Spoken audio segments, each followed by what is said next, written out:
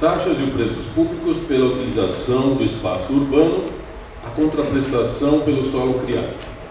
E aqui, depois, os senhores percebem que existem outras subdivisões que vão ser tratadas pelos demais participantes desta mesa. Eu vou fazer algumas considerações introdutórias, até porque o que eu teria para falar já foi, na verdade, decidido pelo Supremo Tribunal Federal. Então, eu vou, com base em dois acórdãos do Supremo Tribunal Federal, ambos de relatoria do ministro professor Eros Grau, eles me parece que esgrimiram muito adequadamente todos os argumentos que poderia, ou a maior parte dos argumentos que poderia haver na discussão desse tema. Né?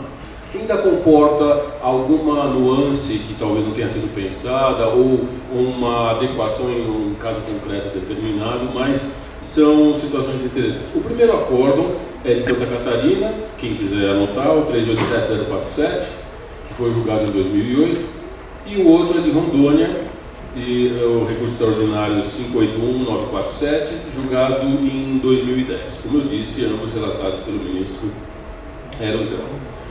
Qual é a questão de fundo que está, na verdade, no painel inteiro e aqui nessa minha parcela em especial? A distinção entre taxa e preço público, que para mim é um dos grandes problemas tormentosos ainda no direito tributário e também no direito financeiro, né? E qual é a relevância disso? Por que se preocupar se é um ou se é outro? Porque um é tributo, a taxa é tributo, o preço não é tributo.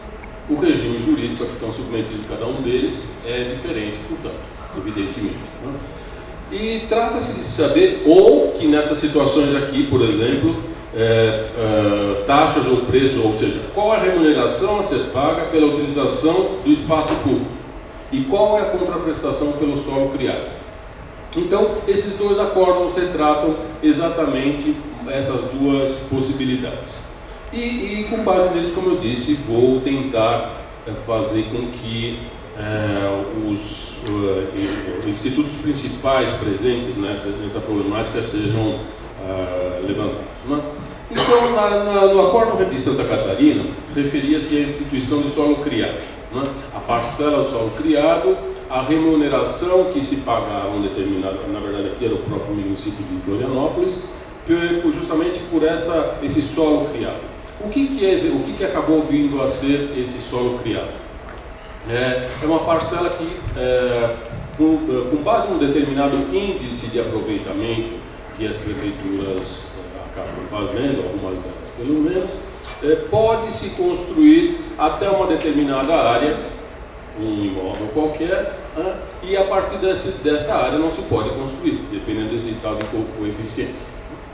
Então, quando se desejar construir acima deste máximo permitido pela legislação, a pessoa pode comprar uma parte, essa parte que ela não tem, de alguém que tenha para dar, para vender, no caso. Esse alguém pode ser um particular ou pode ser o Estado. Quando não há possibilidade de trocar, por exemplo, a própria área em si, porque é possível também que se troque uma área, esse restante área, se pode adquirir essa área, tanto do particular quanto do Estado. Acho que por aí já dá para perceber que não se trata de uma imposição. Ninguém está impondo a ninguém a construção numa área maior do que as posturas municipais permitam. Quer se construir por vontade própria. Então, ninguém está sendo obrigado a construir, portanto, pagar essa parcela de solo criado, assim chamado solo criado. Já se vê, me parece daí, que isso não se confunde com tributo. O tributo tem como característica essencial, no direito tributário brasileiro, principalmente, especialmente, com certeza, o caráter obrigacional. Obrigacional no sentido de ser um dever jurídico. Alguém tem o dever jurídico de pagar para o Estado uma prestação em dinheiro a título de tributo. E o Estado, por sua vez, tem o direito subjetivo de exigir essa prestação.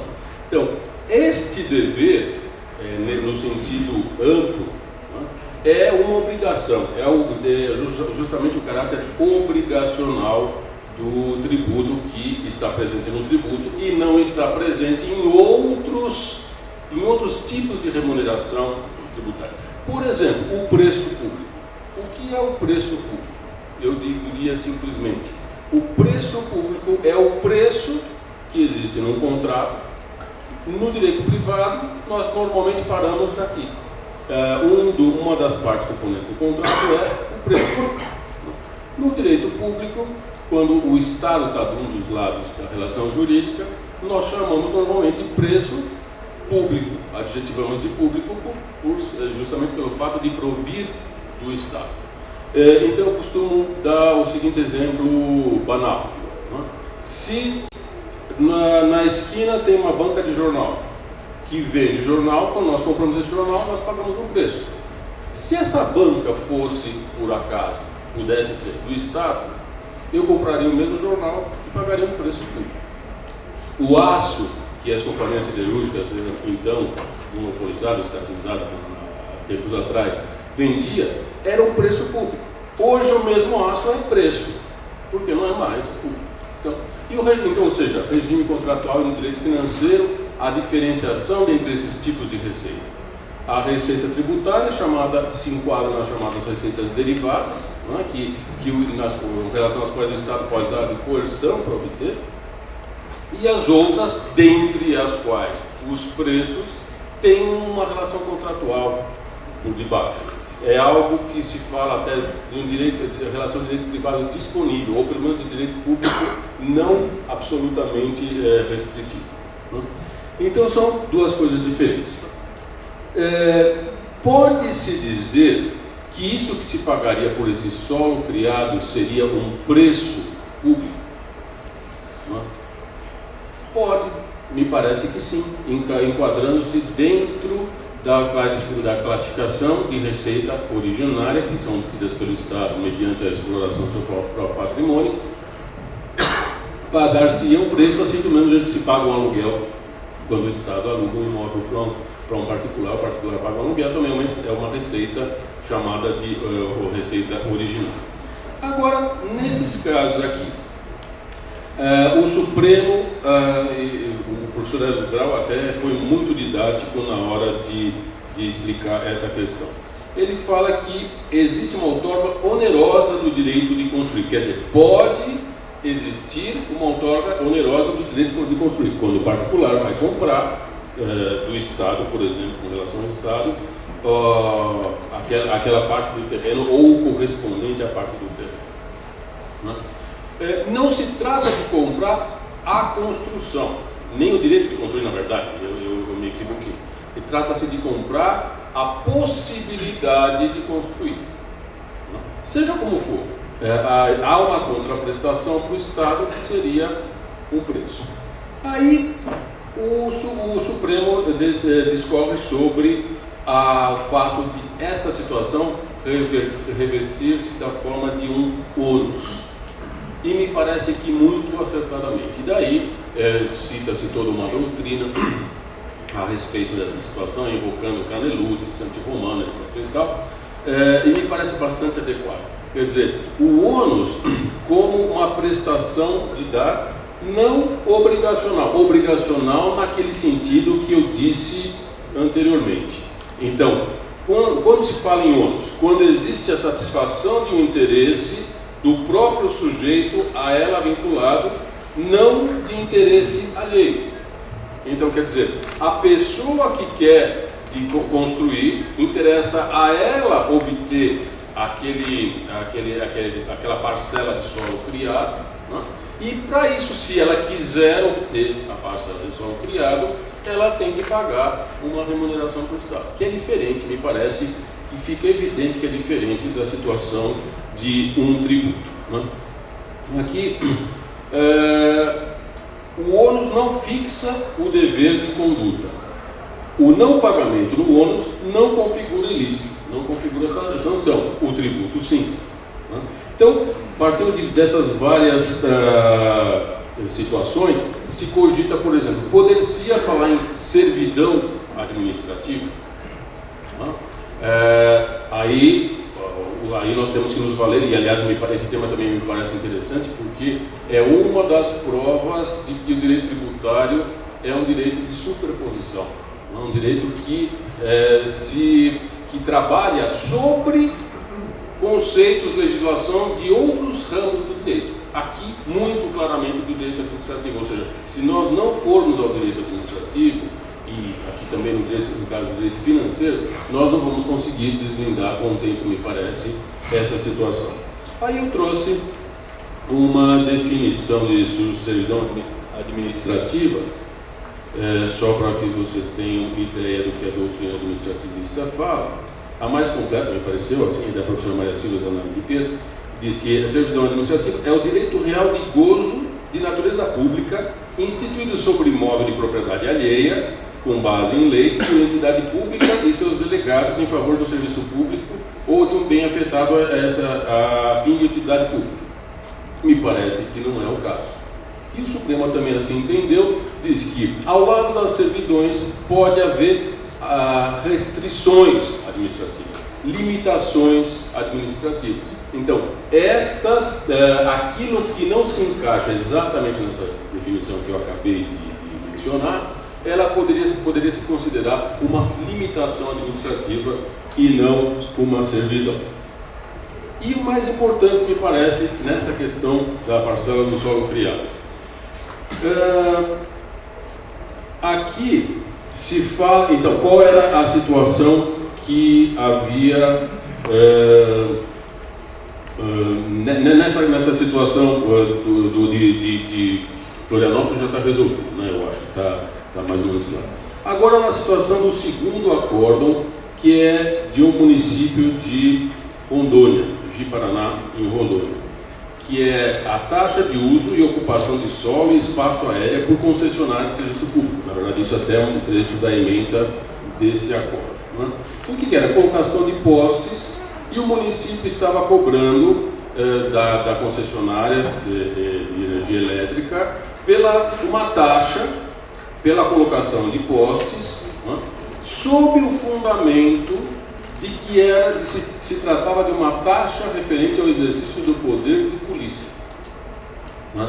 Ou seja, sob o pretexto de fiscalizar a instalação desses postes, a fiscalizar tudo que estava ao redor, e eu até anotei algumas dos argumentos, não, porque na verdade eram alguns dos itens que estavam previstos justamente naquela situação da exigência pelo município, isso que nós estamos tratando. Servidão de energia elétrica, se fosse o caso, né? Mas no caso específico deste município, o que se pretendia é que haveria uma fiscalização em face da colocação de postes relativa a recuos de testada e sacadas de edificações, colocação de placas e faixas de propaganda, plantio e poda de árvores, etc. Aí o Supremo, examinando a questão, e isso já tinha sido examinado pelo Tribunal de Justiça de Rondônia e tudo mais, chegou à conclusão de que aquilo podia ser qualquer outra coisa menos uma taxa de polícia, né? Até porque não foi comprovado que essa fiscalização efetivamente existia, né? Havia um serviço de fiscalização que permitia esta situação. Então, essa questão da colocação de postes, que eu acho que é uma situação muito comum, né? Que se aplica também a oleodutos, gasodutos, eu acho que por analogia se pode perfeitamente pensar nisso. Não é tão simples assim. Está mais digerida porque o Supremo examinou e já vamos dizer assim, espancou as maiores dúvidas e foi por unanimidade que se decidiu no sentido do voto do relator, e foi o plenário. Então, quer dizer, é a opinião prevalecente. Mas, o que está em cogitação aqui? Eu diria, como argumento primeiro e final. Não existe no Brasil, por uma impossibilidade constitucional, taxa de uso. As taxas no Brasil, elas só podem decorrer, por força do artigo 155, inciso 2 da Constituição, pela realização de um serviço público específico e divisível ou pelo exercício do poder de polícia. Não há possibilidade jurídica de haver outro tipo de taxa no Brasil. Portanto, taxa de uso não pode ser, não poderia ser mesmo que se quisesse. Não podendo ser taxa, fica a questão. Poderia falar em preço, porque ao se colocar esses postes, o que está se usando? As vias públicas. E as vias públicas, por sua vez, estão catalogadas, até pelo próprio Código Civil, no item de bens públicos de uso comum do povo. Então, o que pretendeu a lei, o que pretende a Constituição, quando fala que esses bens públicos são de uso comum do povo, ou seja, hoje em dia, numa visão mais recente, tem-se que isso é como se fosse uma propriedade do povo. Então, o uso comum é exatamente, por exemplo, se tratar de uma calçada, uma via pública, é para andar na via pública, para fazer outras coisas que normalmente se faz numa via pública. Né? Ou carros andarem numa estrada, numa rua. Quando existe, por exemplo, um serviço para o qual é necessário a utilização da via pública para a prestação desse serviço, como é o caso aqui que está sendo tratado, da colocação de postes. A colocação de postes, para que ela existe? Para propiciar a condução dos fios de energia elétrica, no mínimo para isso. Eu, obviamente não entendo nada disso, mas presumo que seja no mínimo para isso que existe a colocação de postes. O que está se usando? Está se usando uma via pública, um bem de uso comum do povo, para uma finalidade diferente do uso comum.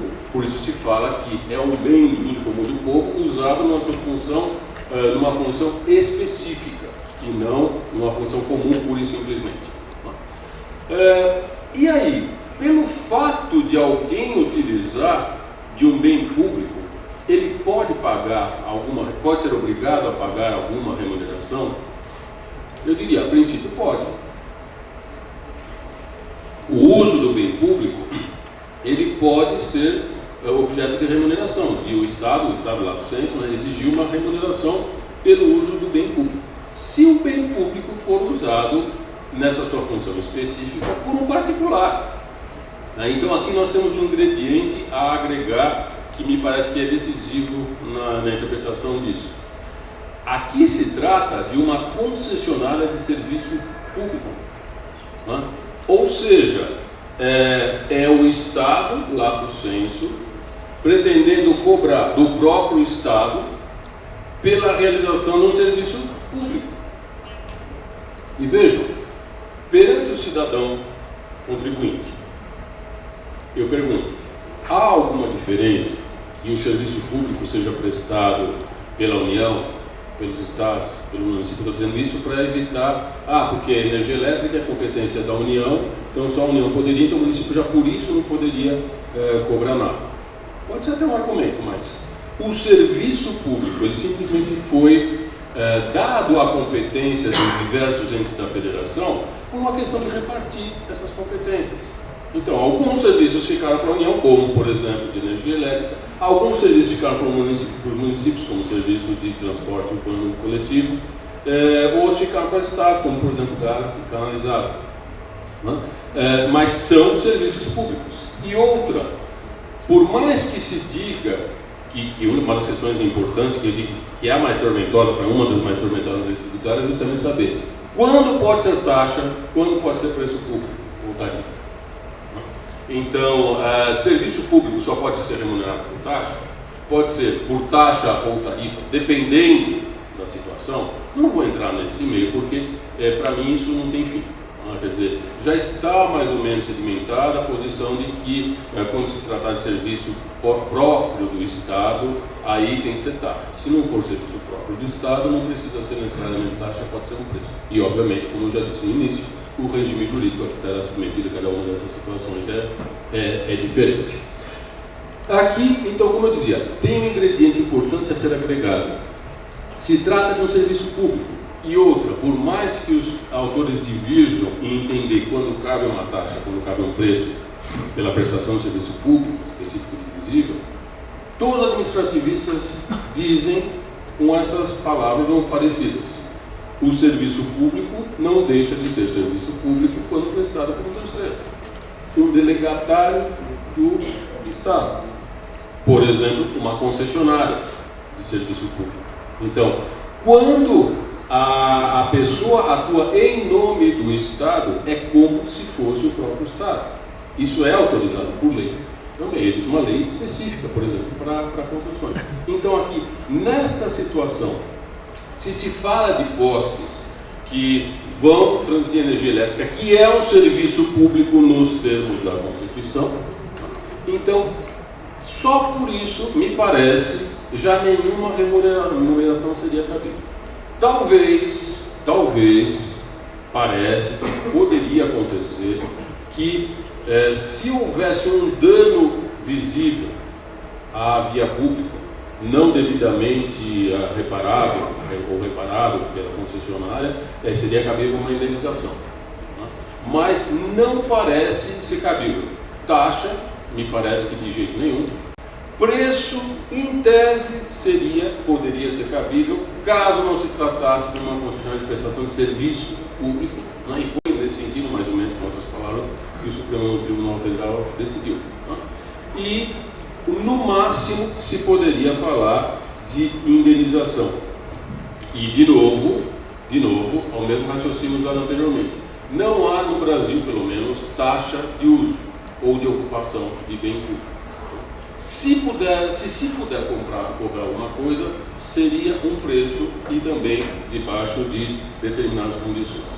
Agora, e eu vou finalizar com isso, a questão que ficou um pouco, vamos dizer assim, em aberto no sentido de admitir uma possibilidade de revisão de alguma parte desse entendimento do Tribunal Federal, foi ao dizer assim, olha, neste caso examinado, a lei não conseguiu, a prefeitura não conseguiu mostrar que a lei se referia à fiscalização e que, portanto, estava o município exercendo o seu possível poder de polícia sobre aquela situação e não podia cobrar taxa.